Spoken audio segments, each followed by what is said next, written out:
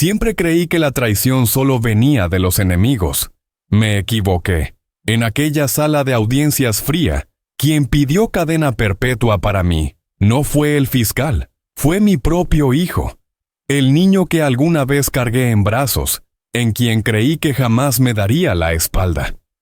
No me declaré inocente, no porque fuera culpable, sino porque en ese momento entendí algo terrible.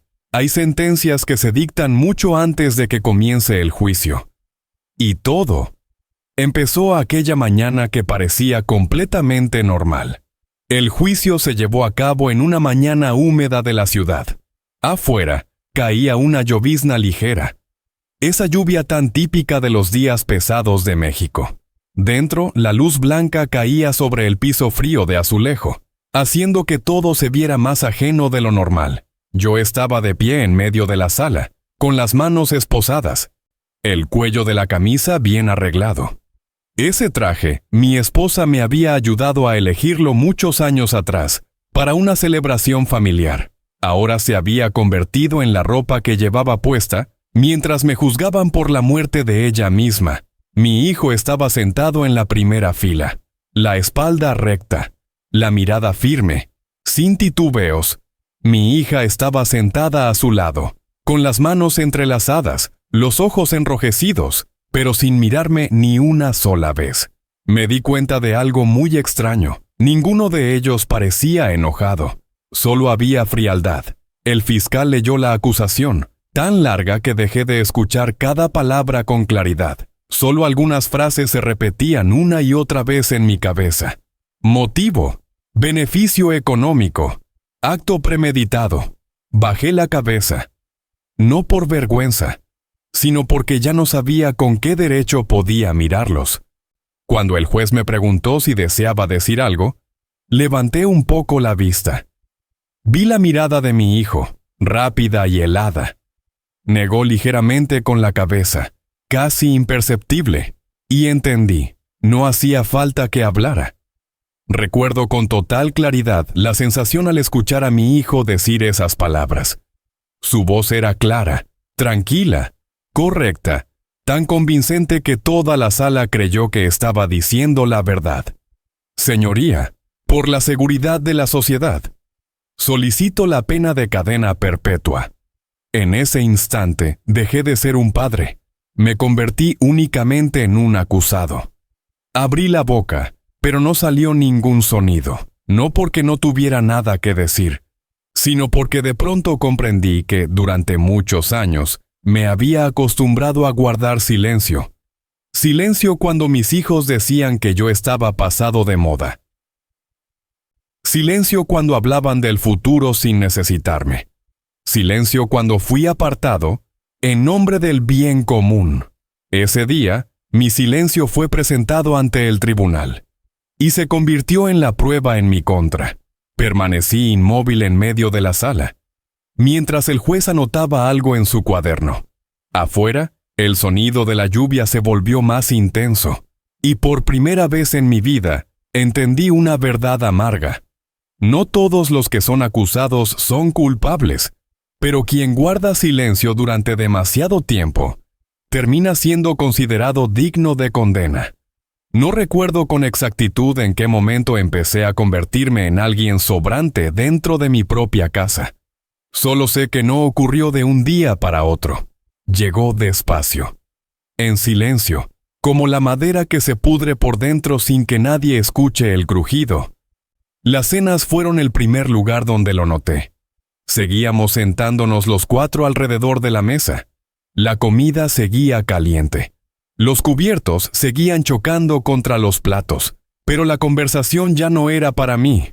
Mi hijo hablaba de nuevos proyectos, del mercado, de relaciones en otro nivel.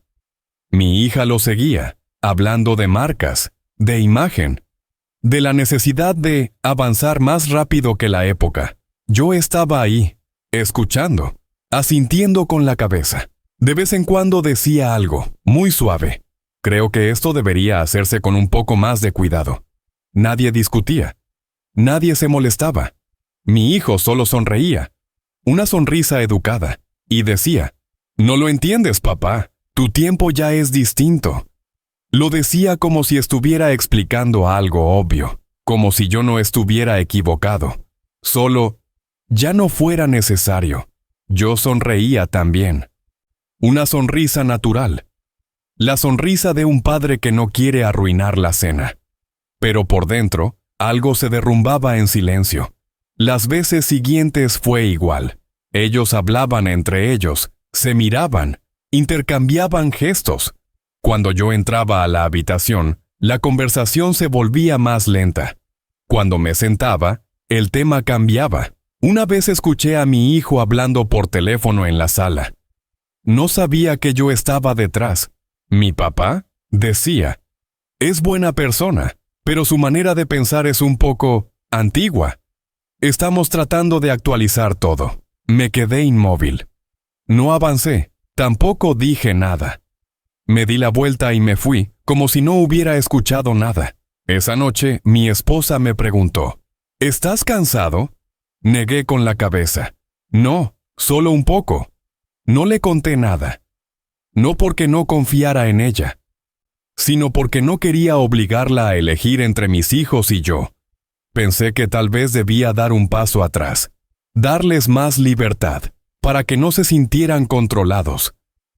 Creí que eso era amor, pero no me di cuenta de que cada vez que yo retrocedía, ellos avanzaban un paso más, no para acercarse a mí, sino para pasar por encima de mí, hasta que un día, en una reunión con personas ajenas, mi hijo me presentó con una voz breve, precisa. Este es mi papá. Él fundó la empresa, pero ahora solo tiene un cargo simbólico. Simbólico. Le di la mano a la gente.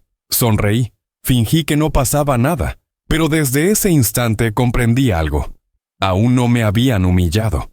Solo me estaban dejando a un lado. Y a veces, dejar de ser necesario duele más que una ofensa directa. Nací en un barrio viejo, donde por las mañanas la gente despertaba con el ruido de los camiones y el olor a café barato. Mi padre era carpintero. Mi madre vendía en el mercado. No éramos ricos, pero nunca sentí que nos faltara algo. Mi padre solía decir, la pobreza no da miedo. Lo que da miedo es no cumplir la palabra. Tal vez por eso. Durante toda mi vida solo conocí una forma de vivir: trabajar duro, cumplir lo prometido y no rendirme. Cuando conocí a mi esposa, no tenía nada más que mis 2 manos y un pequeño taller. Ella no me preguntó cuánto dinero tenía. Solo me preguntó si pensaba quedarme. Y nos quedamos juntos. Los primeros años fueron tan sencillos que podían contarse con los dedos. Una mesa de madera que yo mismo construí. 2 sillas que no combinaban. Por las noches compartíamos una sola olla de sopa. Escuchábamos llorar al bebé y reíamos del cansancio. Yo pensaba entonces, si podía darle a esta familia una vida mejor, haría lo que fuera. Y lo hice. El trabajo empezó a crecer. Llegaron más contratos. El pequeño taller se convirtió en una empresa. El dinero comenzó a aparecer en la casa como algo nuevo, casi extraño. No me di cuenta de que, al mismo tiempo, yo empezaba a ausentarme. Salía más temprano. Regresaba más tarde. Las cenas que me perdía las compensaba con regalos. ¿Mi hijo quería un auto mejor? Yo lo compraba. ¿Mi hija quería estudiar en un lugar más caro? Yo asentía. Pensaba que estaba cumpliendo con mi responsabilidad. Mi esposa no decía mucho. Solo me hacía una pregunta, muy suave. ¿Sabes qué dijo hoy nuestro hijo en la escuela? Yo negaba con la cabeza. Ella sonreía. No pasa nada. Me acostumbré a dejarle a ella todo lo que tenía que ver con la familia, y yo me quedé con el mundo de afuera. Poco a poco, me convertí en el hombre que llevaba el dinero a casa, no en el que contaba historias antes de dormir, no en el que sabía a qué le tenían miedo sus hijos. Y lo más peligroso era que todo parecía funcionar perfectamente.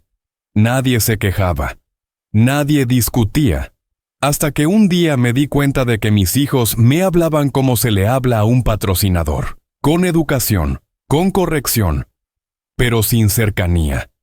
Me repetía a mí mismo, algún día lo entenderán, sin comprender que hay cosas que, si no se entregan a tiempo, por más que después se den en abundancia, ya no pueden recuperarse. Cuando tuve más éxito, fue cuando menos presente estuve en la vida de mis hijos.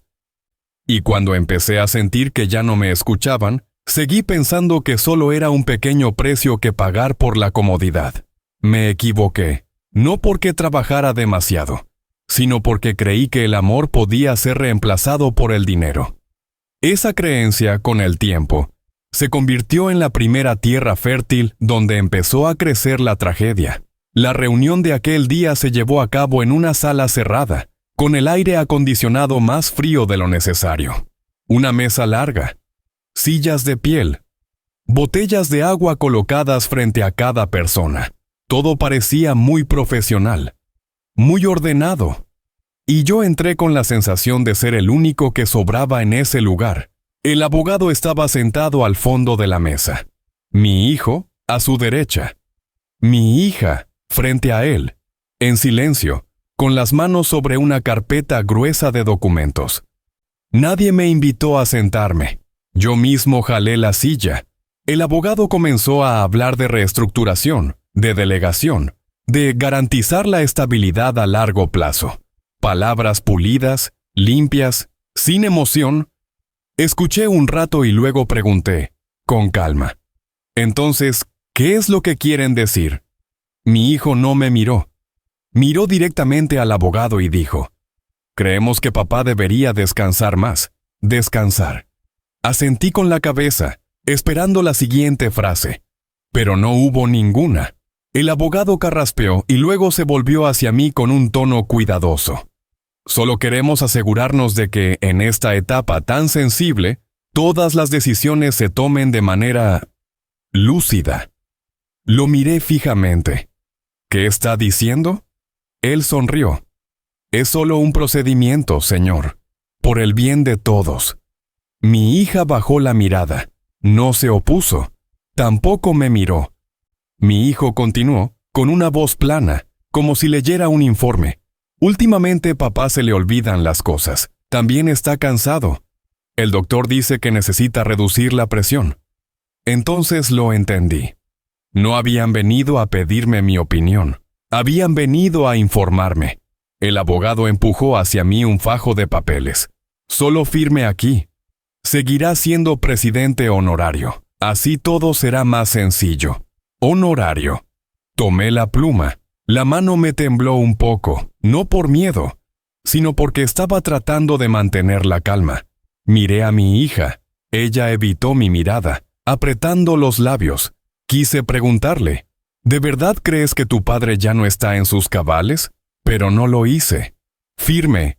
Cada trazo de la pluma era una parte de mi autoridad que se desprendía. Nadie me dio una palmada en el hombro. Nadie dijo gracias. Al levantarme, escuché al abogado decir a mis espaldas, listo, por el bien común. Al salir de la sala, me quedé solo en un pasillo largo. La luz se reflejaba en el piso pulido, deformando mi propia silueta. Yo había construido todo con estas dos manos. Y sin embargo, en una sola mañana, me convertí en alguien a quien ya no se le permitía decidir nada. Nadie me gritó. Nadie me insultó directamente. Solo hicieron algo muy simple. Me administraron como se administra un riesgo. Y fue entonces cuando lo comprendí. Este nivel de humillación no me dolía por haber perdido el poder. Me dolía por algo mucho más profundo. Ya no era visto como un padre con voz. Solo era un problema que había que resolver de la manera más limpia posible. Mi esposa fue la primera en darse cuenta de que algo no estaba bien. No porque hubiera escuchado una conversación secreta. Tampoco porque revisara documentos a escondidas o vigilara a alguien. Lo notó de la manera más simple. La mirada de nuestros hijos ya no era la misma. En las cenas, cuando mi hijo hablaba, Ella lo observaba un poco más de lo normal. Cuando mi hija guardaba silencio, no le preguntaba nada, pero se fijaba en cómo apoyaba la mano sobre la mesa, ligeramente temblorosa, para luego apretarla con fuerza. No me dijo nada, no me reprochó, no me advirtió, solo observó en silencio. Una vez, después de cenar, cuando yo ya había subido al cuarto, ella se quedó lavando los platos. Regresé por mi teléfono y la vi detenida frente al fregadero, sosteniendo un plato sin lavarlo, con la mirada perdida en el vacío. ¿Te pasa algo?, le pregunté. Se sobresaltó y enseguida sonrió. No, nada, solo estoy cansada. Le creí, porque siempre le he creído, pero desde ese día empezó a tener hábitos extraños. Comenzó a anotar cosas. No eran diarios largos, solo algunas líneas cortas, horarios, frases sueltas. Un día me hizo una pregunta muy suave. ¿Últimamente los niños te han preguntado algo raro? Negué con la cabeza. No, todo sigue normal. Ella asintió y no preguntó más. Yo no sabía que al mismo tiempo había escuchado a mi hijo decirle a su hermana en la sala, con la voz baja pero apresurada: tenemos que hacerlo más rápido, antes de que papá cambie de opinión. Cuando ella entró, la conversación se detuvo de inmediato. Mi hija bajó la cabeza. Mi hijo sonrió y preguntó: ¿necesitas algo, mamá? Ella negó con la cabeza. No, solo iba pasando. Pero desde ese momento empezó a sentir miedo. No miedo a algo concreto, sino al temor de ya no reconocer a los hijos que ella misma había traído al mundo. Me observaba más. La forma en que me sentaba a leer el periódico, la manera en que guardaba silencio cuando me excluían de la conversación. Veía que yo sonreía, pero que esa sonrisa no llegaba a los ojos. Una noche, cuando solo estábamos los dos en la cocina, me preguntó en voz muy baja: ¿sientes que te están dejando fuera? La miré, sorprendido. ¿Fuera de qué? Fuera de las decisiones. Fuera de la familia. Quise decir que no, pero me detuve, porque ya no estaba seguro. Ella no me obligó a responder. Solo puso su mano sobre la mía un momento, y luego la retiró. Esa noche, no durmió. Lo sé porque la escuché moverse varias veces. Escuché el sonido suave de la pluma sobre el papel. A la mañana siguiente cerró el cuaderno y lo guardó en su bolso. Me miró durante mucho tiempo, como si quisiera memorizar algo. Yo no sabía que a partir de ese instante, mi esposa había comenzado algo que jamás pensó que tendría que hacer en su vida: prepararse para proteger a su esposo, de sus propios hijos. Y lo más doloroso fue que hizo todo eso en silencio, exactamente de la misma manera en que yo había guardado silencio durante tantos años.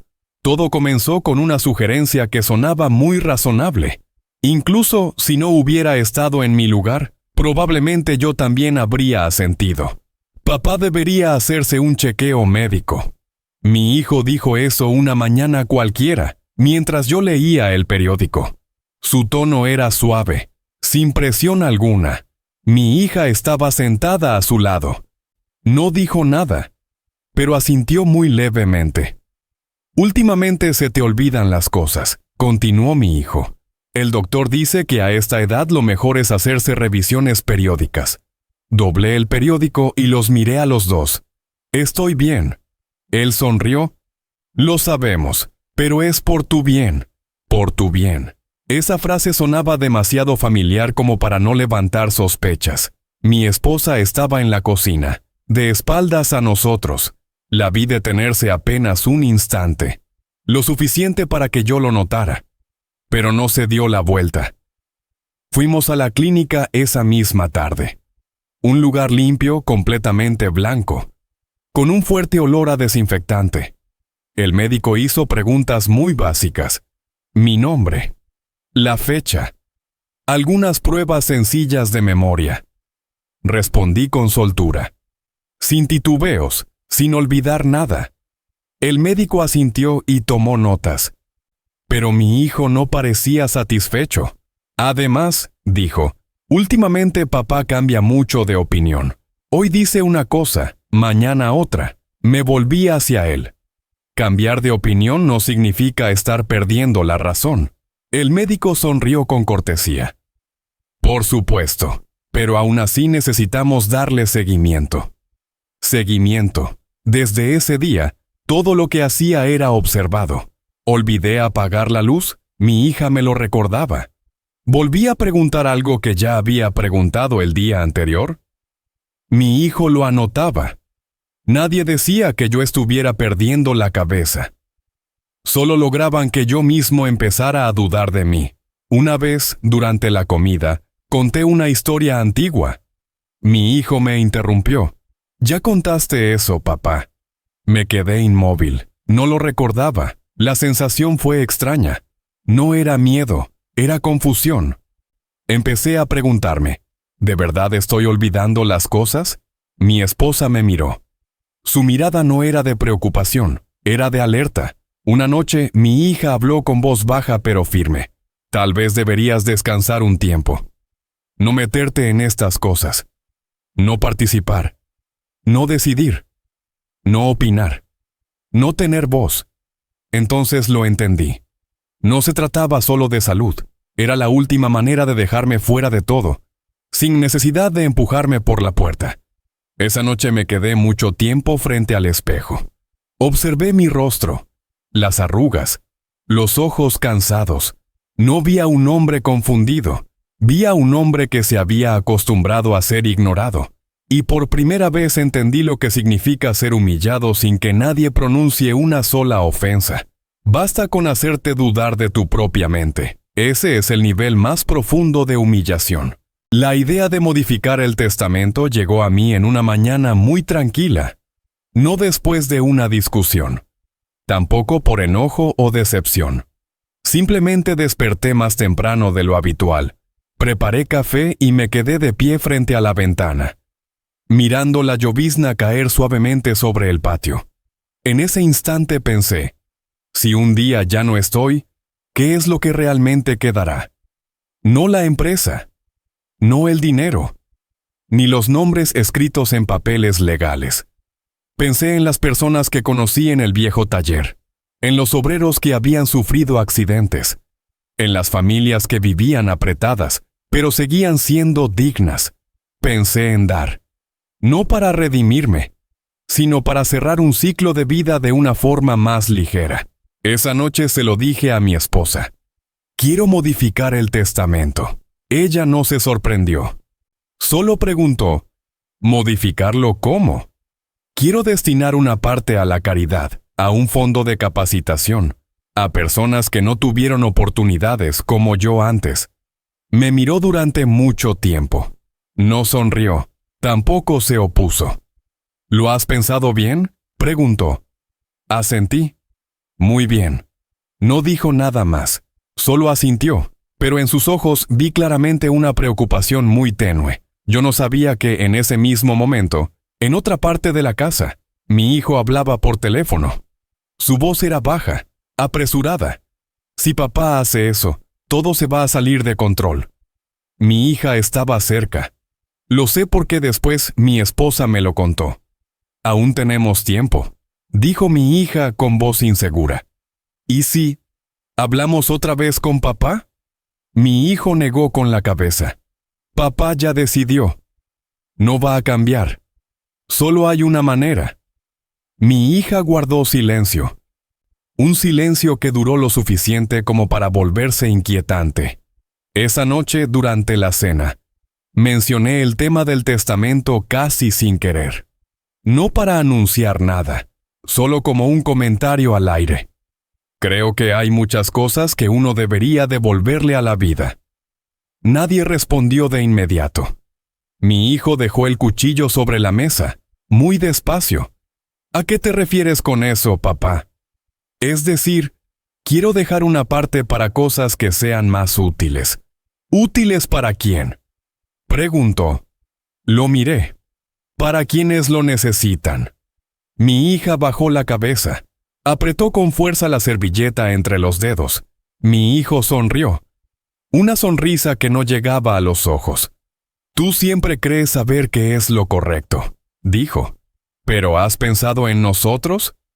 Antes de que pudiera responder, mi esposa puso su mano sobre la mía, muy suavemente. Lo hablamos otro día, dijo. Acepté. Como tantas otras veces. Pero a partir de ese momento, el ambiente en la casa cambió. Nadie alzaba la voz. Nadie discutía. Solo había más conversaciones en susurros, puertas que permanecían cerradas por más tiempo. Miradas evasivas cada vez más frecuentes. Mi esposa empezó a anotar más cosas, no solo palabras, también horarios, gestos, expresiones. Ella comprendió algo muy doloroso. El problema ya no era el dinero, era el control. Y cuando el poder se ve amenazado, las personas pueden llegar muy lejos, más lejos de lo que una madre jamás imaginó de sus propios hijos.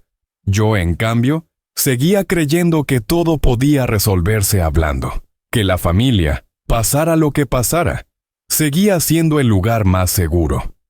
No sabía que con aquella decisión de modificar el testamento, había colocado sin querer la primera piedra de un plan cuyas consecuencias ninguno de nosotros habría sido capaz de imaginar. La idea del viaje vino de mi hijo una tarde ya entrada. Lo dijo como si acabara de ocurrírsele algo muy natural, muy razonable. Deberíamos salir todos juntos por un tiempo, dijo, sin trabajo, sin abogados, sin todo este estrés. Lo miré un poco sorprendido. ¿A dónde? Al mar, rentar un yate. Solo la familia. Mi hija levantó la vista. Algo brilló en sus ojos por un instante y luego se apagó. Mi esposa permaneció en silencio. En aquella propuesta percibí algo parecido a la esperanza. Una última oportunidad de sentarnos juntos, sin papeles, sin discusiones. Solo las personas que alguna vez fuimos una familia. A mí me parece bien, dije. Tal vez alejarnos un poco haga que todo se sienta más ligero. Mi esposa se volvió hacia mí. Me miró durante mucho tiempo. Su mirada no era de oposición, pero tampoco de acuerdo. Esa noche, cuando solo estábamos los dos en la habitación, me preguntó en voz muy baja, ¿estás seguro de que quieres ir? Es solo un viaje, respondí. Creo que los niños también están cansados. No dijo nada más. Solo asintió, pero no la vi preparar las cosas como otras veces. No había entusiasmo. No preguntaba por el itinerario. Solo doblaba la ropa en silencio. Muy despacio. Yo no sabía que, durante esos días, ella había hecho algunas llamadas sin que yo me enterara. Llamadas cortas, con la voz baja. Nunca desde la casa. Mi hija era distinta. Algunas noches la veía sola en el balcón, mirando la calle oscura. Cuando le preguntaba, solo decía, no puedo dormir. Una vez al pasar frente a su cuarto, la escuché decir muy bajo, casi en un susurro, tal vez deberíamos detenernos. La voz de mi hijo respondió, rápida y dura, ya no hay vuelta atrás. Mi hija guardó silencio. El día de la partida, el cielo estaba despejado. El mar era tan azul que parecía no tener espacio para los secretos. El yate estaba listo en el muelle, blanco y brillante, como una promesa. Mi hijo hablaba con el capitán, seguro, familiarizado, como si todo hubiera sido calculado de antemano. Subí a la cubierta y respiré hondo. El olor a sal me recordó los viajes de antes, cuando los niños eran pequeños y corrían a mi alrededor riendo. Mi esposa estaba detrás de mí. Apoyó la mano en la barandilla y miró hacia el horizonte durante mucho tiempo. El mar está hermoso, dije. Ella asintió. Sí, hermoso. Pero el mar también sabe guardar secretos. Sonreí pensando que solo hablaba al azar. Mi hija estaba cerca, apretando con fuerza la correa de su bolso. Tenía los ojos rojos, pero apartó la mirada muy rápido cuando la miré. El yate se alejó del muelle lentamente. La ciudad quedó atrás, cada vez más pequeña. Yo no sabía que en ese instante que parecía tan tranquilo, cada uno de nosotros llevaba un pensamiento distinto. Yo llevaba esperanza. Mi hija llevaba miedo. Mi hijo llevaba cálculos. ¿Y mi esposa? Ella llevaba una decisión que jamás pensó que tendría que tomar en su vida. El mar frente a nosotros estaba en calma, pero en algún lugar, muy profundo debajo, una tormenta ya había comenzado a formarse. La tercera noche en el mar llegó muy despacio. No había viento fuerte. No había nubes negras. Solo una superficie de agua plana y oscura, como si el mar estuviera conteniendo la respiración. Cenamos en la cubierta.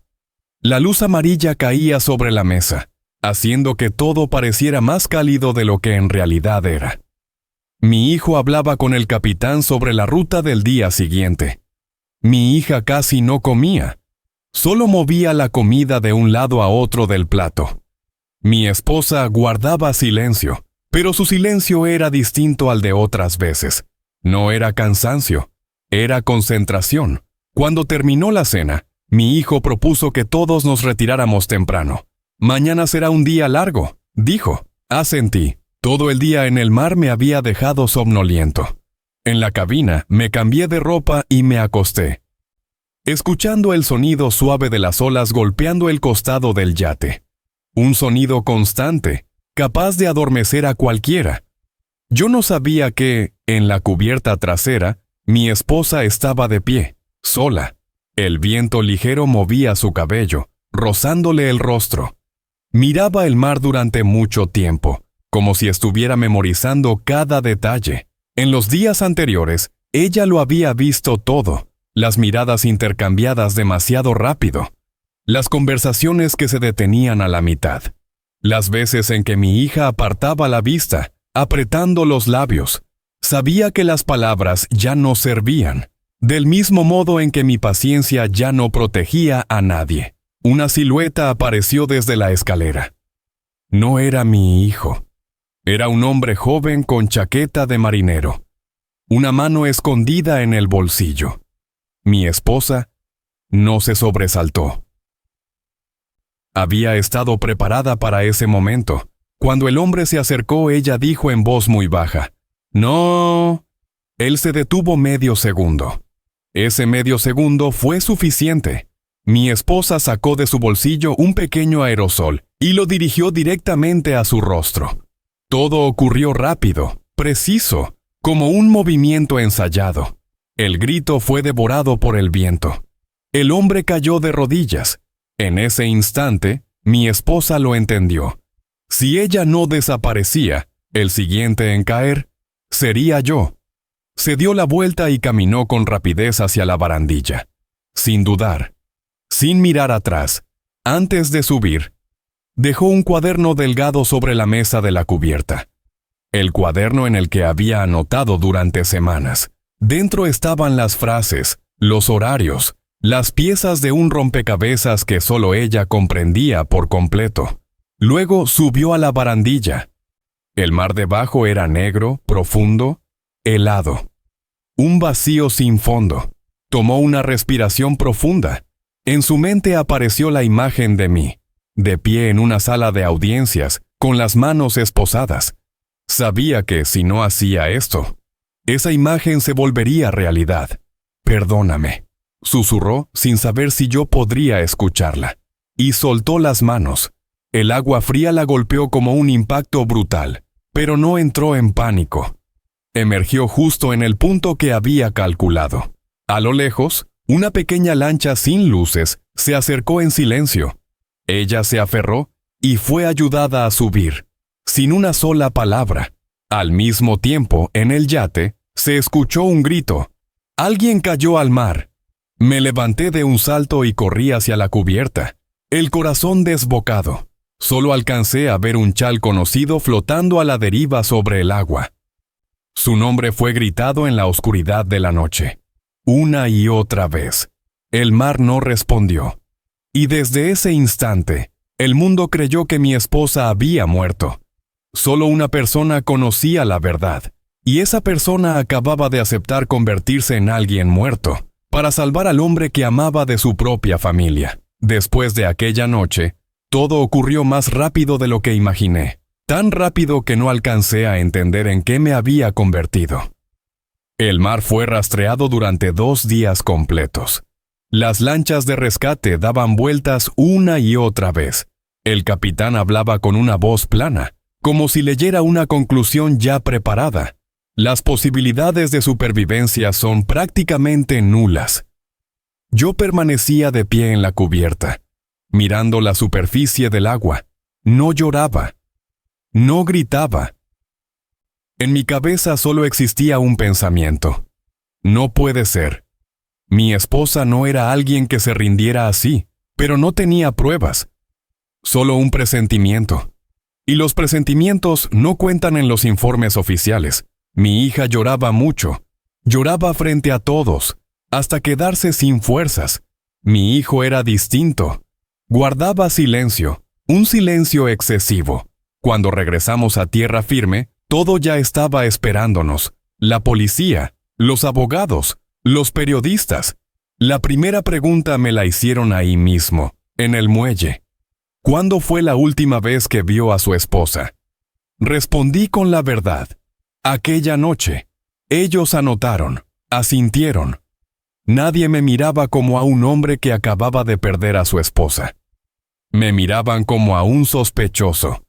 En los días siguientes me llamaron a declarar una y otra vez. Las preguntas se repetían. Solo cambiaban de orden. ¿Tenía conflictos con su esposa? ¿Ha modificado recientemente su testamento? ¿Mantenía alguna relación extramarital? Entonces empecé a entender. La muerte de mi esposa necesitaba una explicación. Y yo era la explicación más conveniente. Mi hijo apareció en una de las declaraciones, acompañado de un abogado. Se sentó con la espalda recta y habló con calma. Últimamente mi padre no está emocionalmente estable. Este golpe pudo haber afectado su memoria. Me volví para mirarlo. Él evitó mi mirada. También interrogaron a mi hija. Entre lágrimas, dijo: «Mamá estaba muy triste. Me dijo que tenía miedo de papá». Esa frase fue como una cuchillada. No porque doliera, sino porque había salido de la boca de mi propia hija. En cuestión de semanas, la historia quedó armada. Un esposo mayor, con poder, con conflictos financieros, una esposa que cae al mar durante un viaje privado. Todo encajaba a la perfección.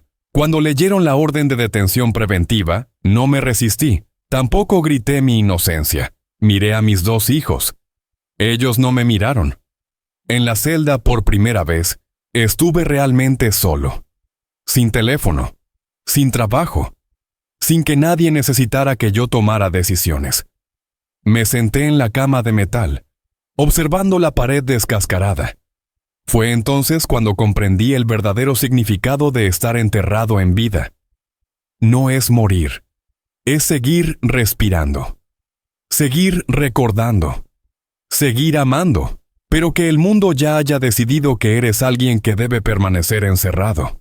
Y lo más doloroso no fue perder la libertad, fue saber que las únicas personas que podían decir que yo era inocente, eligieron guardar silencio. Exactamente igual a como yo había guardado silencio durante toda mi vida. La prisión no es ruidosa como muchos imaginan. Al menos no en el sentido de gritos o violencia constante. Es ruidosa de otra manera. El choque del metal, los pasos que se repiten cada día, y un silencio tan largo que uno puede escuchar claramente los latidos de su propio corazón. Mi celda era pequeña, una cama de metal, un lavabo, una ventana estrecha y alta, apenas suficiente para ver un pedazo de cielo gris. El primer día no dormí. No por miedo, sino porque no sabía qué estaba permitido pensar todavía. Pensé en mi esposa, en la forma en que me miró antes del viaje, en la última frase que me dijo ese día: «Recuerda llevar tu chamarra». Una frase tan común, ahora era lo único que me quedaba. Con los días empecé a acostumbrarme a la rutina. Despertar, lista, comer, sentarme, dormir. Nadie preguntaba quién había sido yo allá afuera. Y por primera vez en muchos años, no tenía que fingir ser fuerte. Una tarde me trasladaron a un área de trabajo ligero. Ahí había un hombre mucho más joven que yo, con los brazos llenos de tatuajes. Se sentó frente a mí, pelando papas muy despacio. ¿Por qué estás aquí?, me preguntó. Por matar a alguien, respondí. Él levantó la vista, me miró un momento y luego asintió. Yo estoy aquí por no hacer nada. Lo miré. ¿Cómo así? Estaba ahí, dijo. Sabía lo que iban a hacer, pero no lo detuve. No hablé. No me fui. Sonrió con amargura. Al final dijeron que yo también era culpable. Esa frase se quedó conmigo durante mucho tiempo. Esa noche no dormí. Pensé en todas las veces que guardé silencio. Silencio cuando mis hijos me apartaron. Silencio cuando empezaron a dudar de mí. Silencio cuando las decisiones se tomaban sin mí. Yo creía que el silencio era paciencia, comprensión, una forma de mantener la paz en la familia, pero sentado en esa celda estrecha, entendí algo distinto. El silencio no siempre es noble. A veces, es solo una retirada por miedo a enfrentar las cosas. Si hubiera hablado antes, si hubiera confrontado a mi hijo, si hubiera mirado a mi hija y la hubiera obligado a decir la verdad, tal vez todo habría sido distinto. Una mañana, el custodio dijo mi nombre. Había una carta. Abrí el sobre con las manos ligeramente temblorosas. La letra era familiar, pero no era de mi esposa. Era de mi hija. Papá, no sé qué escribir. Solo quiero que sepas que tengo mucho miedo. No había disculpas, no había confesiones, pero por primera vez, en esas líneas vi una grieta. Doblé la carta y la guardé bajo la almohada. Y en esa celda silenciosa, tomé una decisión que nunca antes me había atrevido a pensar. Si alguna vez volvía a tener la oportunidad de hablar, no volvería a guardar silencio. No para salvarme a mí, sino para que la verdad, aunque llegara tarde, no quedara enterrada conmigo entre esas 4 paredes. Durante los 3 años siguientes, mi esposa vivió bajo otro nombre. Un nombre lo suficientemente ajeno como para que nadie lo asociara con la mujer que había muerto en el mar aquella noche. Rentó una habitación pequeña cerca de la costa, donde el olor a sal se impregnaba en la ropa todo el día, donde cada mañana se escuchaba el llamado de las gaviotas desde muy temprano. Se levantaba antes del amanecer. Preparaba café en una vieja estufa de gas.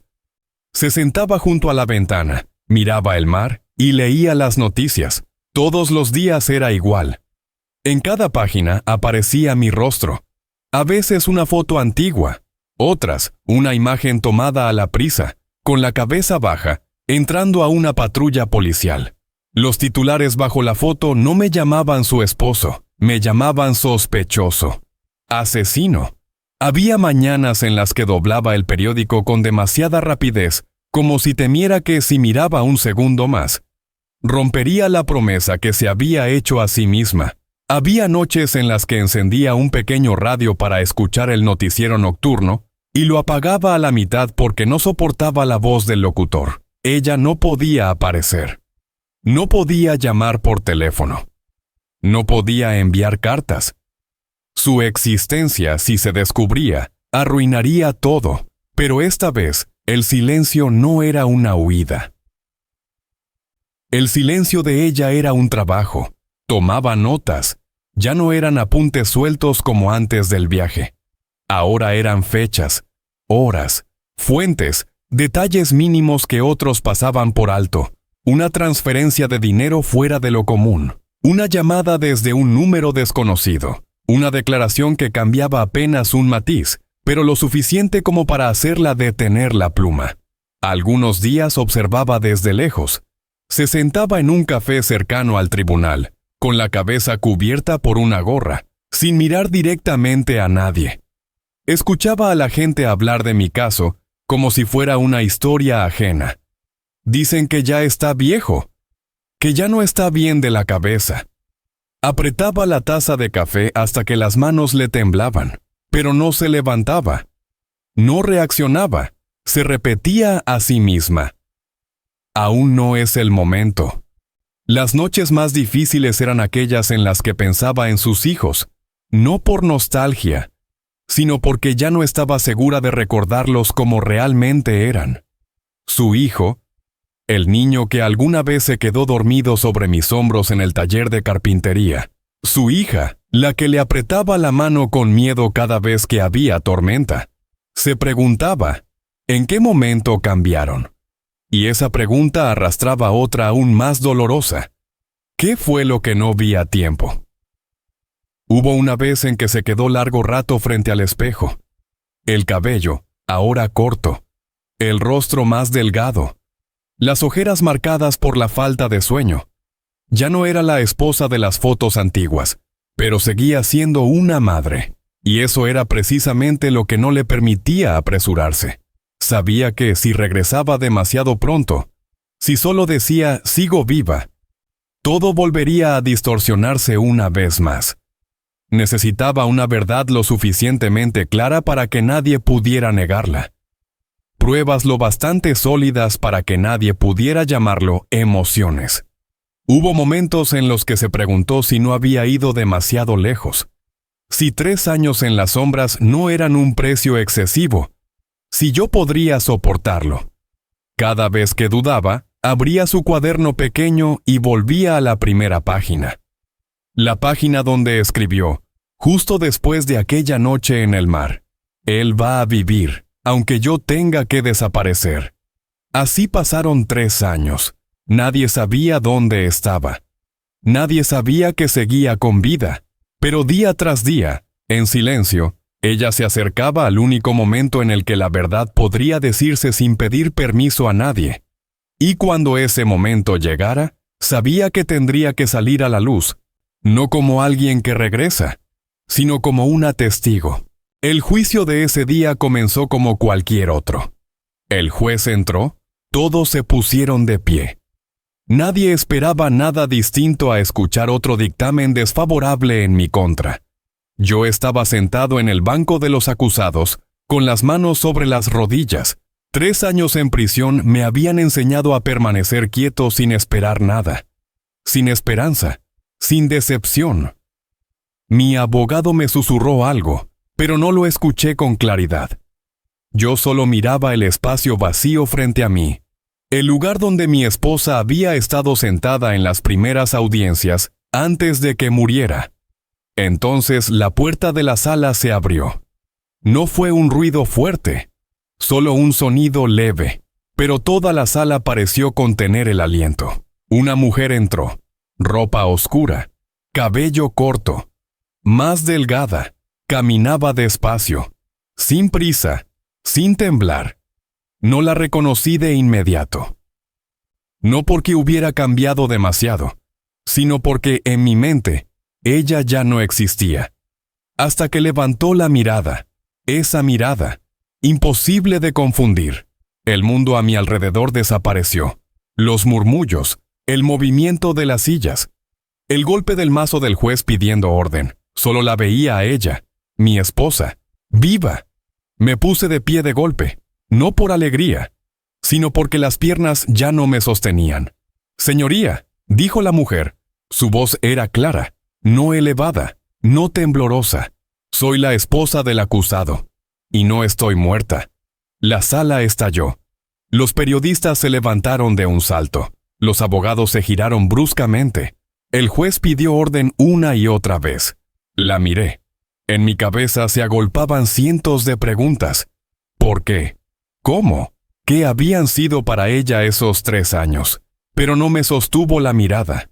Solo un segundo muy breve. Suficiente para que yo entendiera. Ahora no es el momento. Se volvió hacia el juez y colocó sobre la mesa un expediente delgado y un pequeño dispositivo. «Estoy aquí en calidad de testigo», dijo, «y traigo pruebas».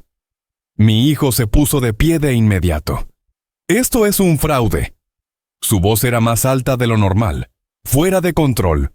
Mi hija fue distinta. Se dejó caer en la silla. Se cubrió la boca con ambas manos, los ojos muy abiertos. como si estuviera viendo algo que ya sabía desde antes, pero nunca se había atrevido a creer. El juez hizo un gesto para que todos se sentaran. «La escucharemos», dijo, «pero todo debe seguir el procedimiento». Mi esposa asintió. No discutió. Ahí estaba ella, de pie en medio de la sala, no como alguien que regresaba de entre los muertos, sino como alguien que había esperado lo suficiente para decir la verdad. La miré, y por primera vez en 3 años, dejé de sentir que estaba enterrado en vida, pero también comprendí algo más, mucho más frío. Desde el instante en que ella cruzó esa puerta, ninguno de nosotros tenía ya un camino de regreso. La verdad, cuando sobrevive a la muerte, exige un precio muy alto a todos aquellos que alguna vez contribuyeron a enterrarla. El juicio fue suspendido por menos de 1 hora, y luego se reanudó en un ambiente más pesado que nunca. Nadie volvió a sentarse como al inicio. Nadie logró mantener la calma. Mi esposa se colocó frente al estrado y dejó una pequeña memoria USB sobre la mesa de pruebas. Sus manos no temblaban, solo sus ojos se veían cansados, como si hubiera ido demasiado lejos para poder regresar. «Durante estos 3 años», dijo, «no he estado huyendo, he estado reuniendo pruebas». El juez hizo una señal al técnico. La pantalla grande detrás de ellos se encendió. El primer video mostraba la cubierta del yate, grabada desde un ángulo bajo. La imagen no era nítida, pero lo suficiente para distinguir 2 siluetas conversando en la noche.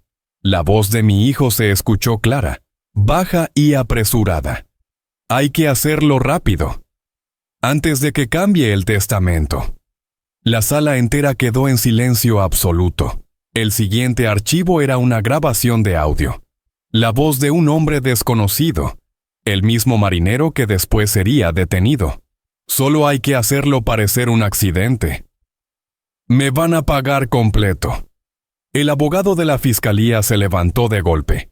«¿De dónde obtuvo usted estos materiales?» «De mis propios hijos», respondió mi esposa. «No pensaron que yo siguiera con vida». Mi hijo se volvió hacia su abogado y le susurró algo. El sudor empezó a aparecer en su frente. La pantalla cambió nuevamente.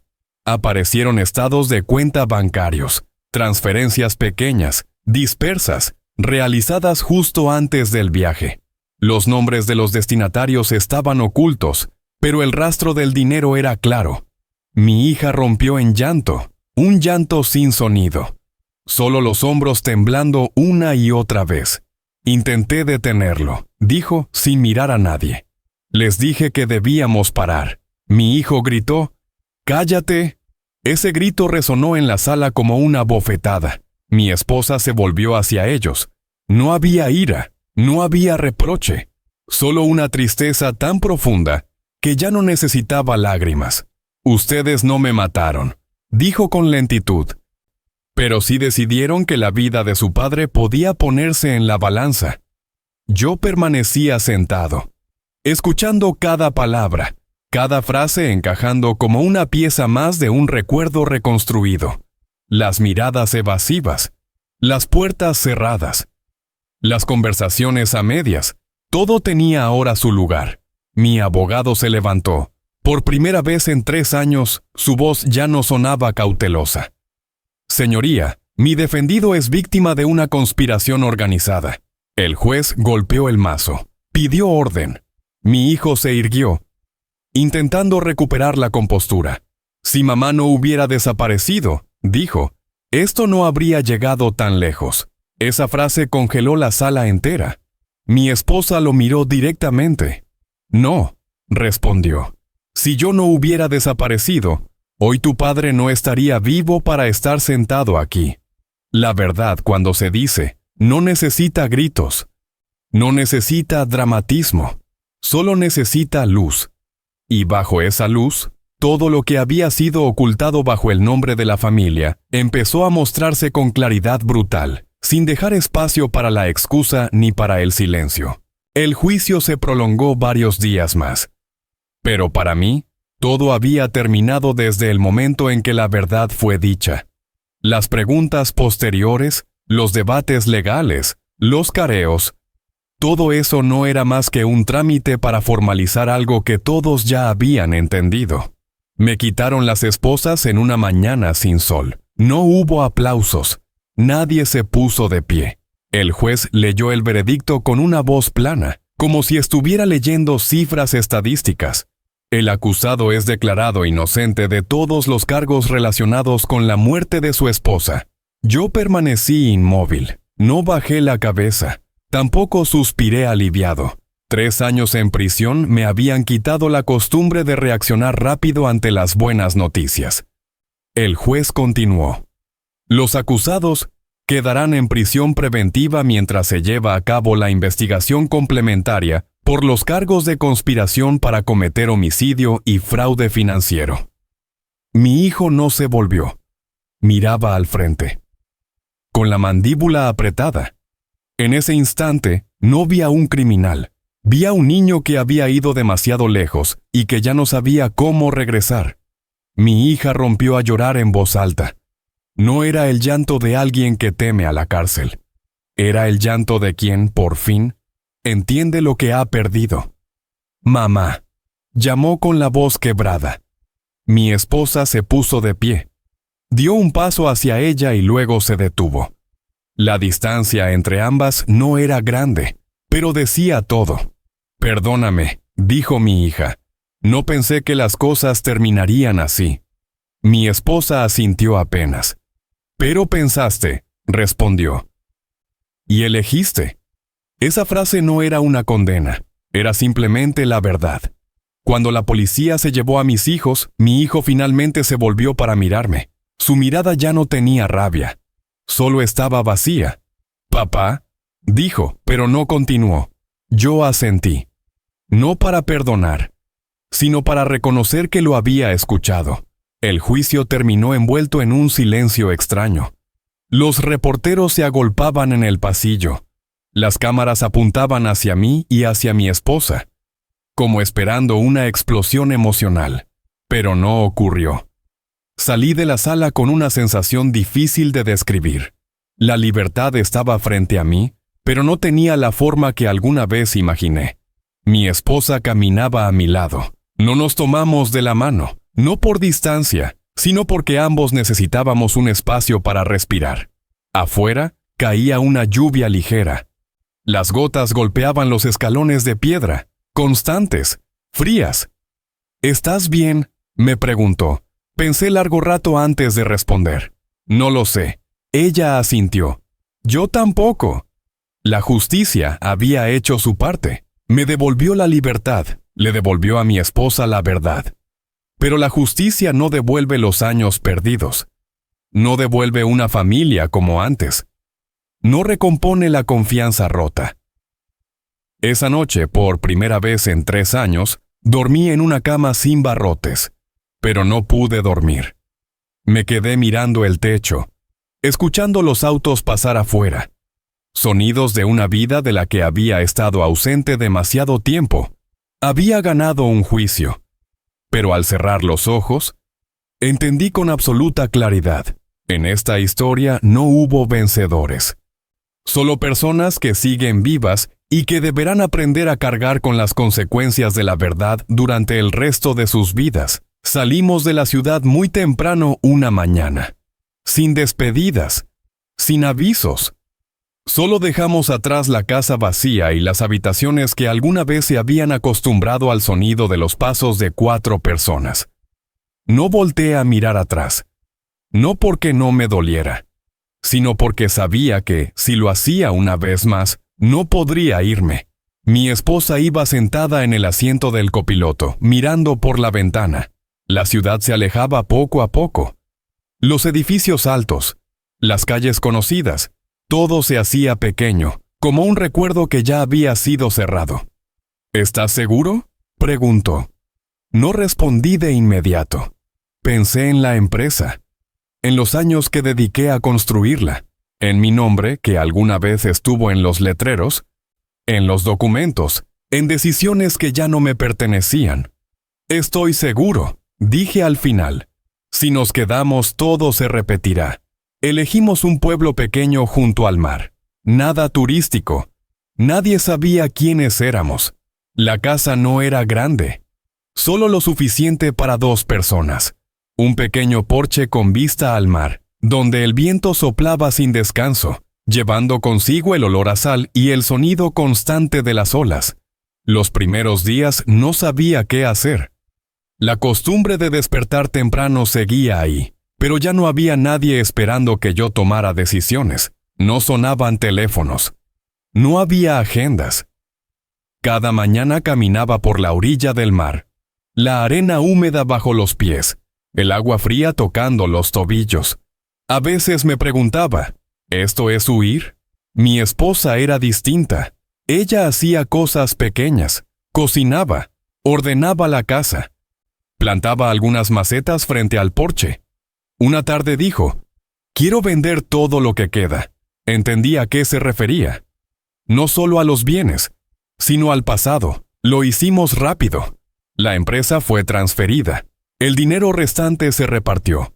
Una parte para un fondo de capacitación, otra para las personas que habían trabajado conmigo desde los primeros años. No hubo ceremonias, no hubo discursos, solo una última firma. Esta vez, no forzada. Esa noche nos sentamos frente al porche a tomar café. El mar estaba en calma, el viento suave. ¿Sientes que te estás castigando a ti mismo?, me preguntó mi esposa. Miré al mar durante mucho tiempo. Tal vez, respondí, pero creo que lo necesito. 3 años en prisión me habían quitado la arrogancia. Lo que quedaba era un hombre que conocía bien sus propios límites. Ya no necesitaba poder, ni ser escuchado en grandes salas, ni decidir por otros. Lo único que necesitaba reaprender era a vivir despacio y a asumir la responsabilidad de los silencios del pasado. Algunas noches despertaba pensando en mis hijos, no con rabia, sino con una pregunta sin respuesta. ¿En qué momento se convirtieron en lo que son? Mi esposa no me preguntaba si los había perdonado o no. Ella sabía que hay cosas que no se deciden con palabras. No hablábamos del futuro, solo del día siguiente. ¿Qué comer? ¿Qué hacer? Retirarse no es fracasar. Al menos eso fue lo que entendí. Retirarme en este momento de mi vida era la única forma de no seguir causando daño a otros y a mí mismo. Los primeros días en el pueblo costero pasaron tan despacio que tuve que aprender de nuevo a medir el tiempo. Ya no había reuniones que marcaran el ritmo.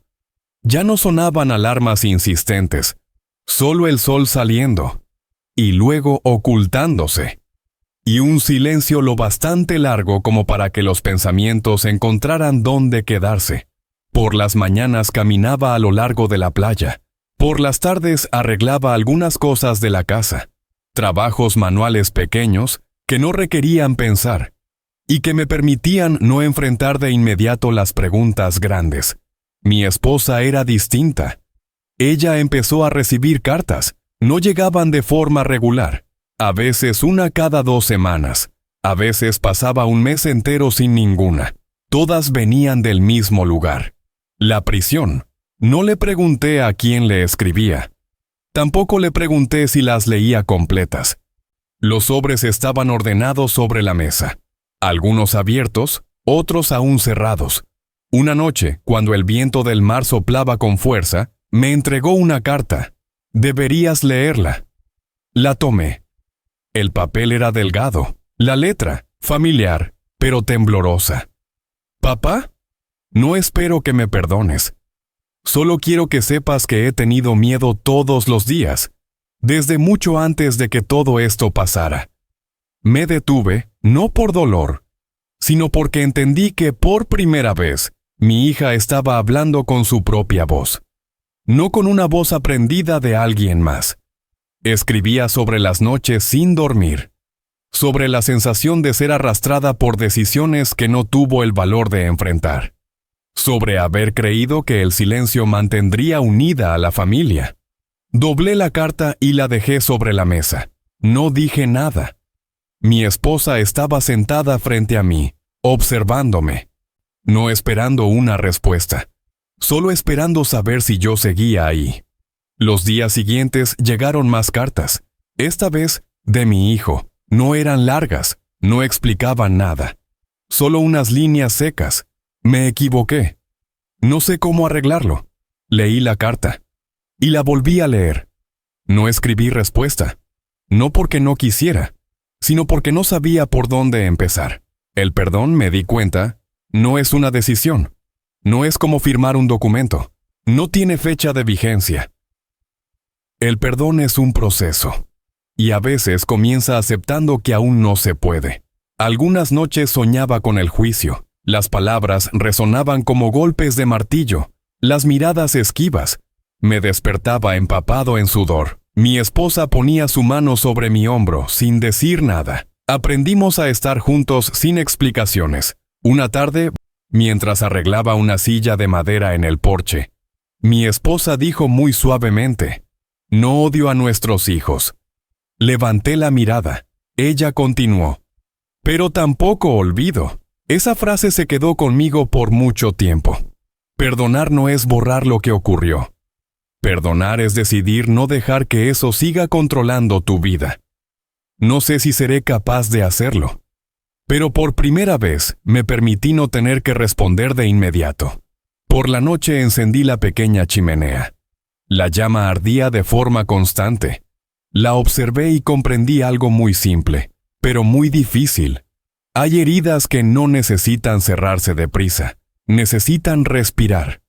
Y si algún día puedo llamar a eso perdón, no llegará con una gran declaración, sino con muchos días en los que elija no darle la espalda a la verdad, y no darle la espalda a mí mismo.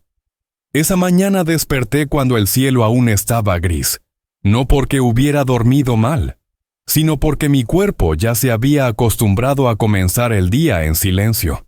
Preparé café y abrí la puerta del porche. El mar frente a mí estaba tranquilo, de un azul grisáceo familiar. El viento soplaba suave, trayendo consigo el olor a sal y el murmullo bajo y constante de las olas, como la respiración de alguien que ha pasado por demasiadas cosas. Mi esposa se levantó un poco después. No me preguntó qué estaba pensando. Solo puso otra taza sobre la mesa de madera del porche y se sentó frente a mí. Bebimos el café despacio, sin hablar. No hacía falta. Después de un rato, ella se levantó, entró a la casa y regresó con una caja pequeña. Dentro había cartas acomodadas con cuidado, algunas ya abiertas, otras aún cerradas. «Creo que ya es momento», dijo. Asentí, no porque me sintiera listo, sino porque entendí que nunca existe un momento perfecto para cosas como esta. Quemamos algunos papeles en la chimenea, no para borrar recuerdos, sino para marcar que hay cosas que no es necesario cargar para siempre. En el porche, una pareja de gaviotas bajó y luego volvió a alzar el vuelo. La seguí con la mirada y, de pronto, pensé en mis hijos, no con enojo, no con lástima, solo con una aceptación lenta. No sé en qué personas se convertirán después de todos esos años. Tampoco sé si algún día podremos sentarnos juntos otra vez. Pero sé algo con certeza. El silencio fue, durante mucho tiempo, mi elección. Guardé silencio cuando debía preguntar. Guardé silencio cuando debía decir no. Guardé silencio creyendo que el amor solo necesitaba tiempo. Y el precio de ese silencio fue una familia que ya no está completa. Al mediodía caminé solo hasta la playa. La arena estaba tibia bajo mis pies. Las olas llegaban suaves. Me detuve en una roca donde el agua golpeaba de forma constante y luego se deshacía, sin dejar rastro. Pensé en los años perdidos, no para reprocharme, sino para recordarlos, lo que no hice, lo que dejé pasar. Las veces que elegí callar para evitar enfrentar la verdad. Me senté, apoyé la mano en la arena y dejé que el agua tocara mis dedos. Estaba fría, pero era real. Cuando regresé a casa, mi esposa estaba sentada leyendo. Levantó la vista y sonrió muy suavemente. «El mar está tranquilo hoy», dijo. Asentí. «Sí, tranquilo. Por la noche cenamos algo sencillo, una comida sin rituales, sin tensión. Antes de dormir me quedé frente al espejo, mirando al hombre que era ahora, más viejo que el que vivía en mis recuerdos, sin poder, sin títulos, solo alguien que sabe con claridad en qué se equivocó. Si alguien me preguntara cuál fue la mayor lección de mi vida, no hablaría de dinero, tampoco hablaría de justicia. Hablaría de algo mucho más pequeño, pero más pesado que todo lo demás. El silencio no mata a nadie de inmediato. Solo va matando poco a poco a quienes amas, hasta que ya no queda nada que salvar. Apagué la luz. Afuera, el mar seguía respirando con calma, y por primera vez en muchos años, dejé que ese silencio se quedara. No como el refugio de alguien que huye, sino como el espacio de alguien que por fin aprendió a escuchar.